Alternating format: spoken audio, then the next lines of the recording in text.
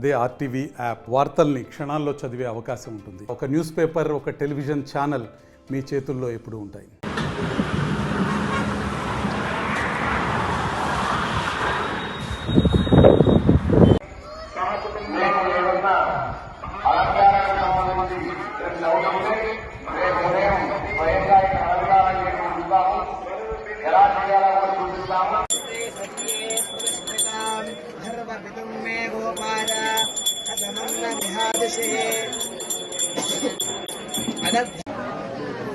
సరే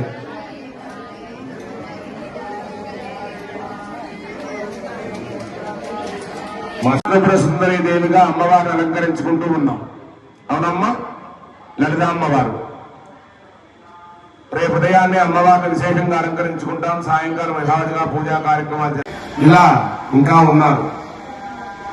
ఇలా అమ్మవారిని, కాళికా అమ్మవారిని ఆదివారం నాడు మనం పూజా కార్యక్రమాలు చేసుకుని ఉదయం కూడా సాయంకాలం విశేషమైనటువంటి దీపస్తంభ పూజ అనేది మనం ఒకటి ఆలోచన చేశాం.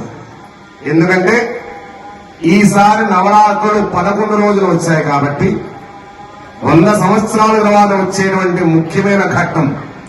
అందుకే ఈసారి ఆదివారం నాడు దీపస్తంభ పూజ అది ఏ విధంగా ఉండాలనేది కూడా మీకు నమూనా ఏర్పాటు చేశాం.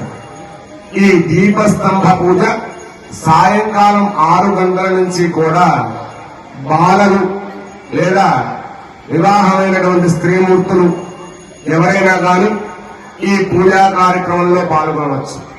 మరిన్ని వీడియోస్ కోసం ఛానల్ ని సబ్స్క్రైబ్ చేయండి. లేటెస్ట్ అప్డేట్స్ కోసం వాట్సాప్ ఛానల్ ని ఫాలో అవ్వండి. అండ్ లింక్ డిస్క్రిప్షన్ లో ఉంది.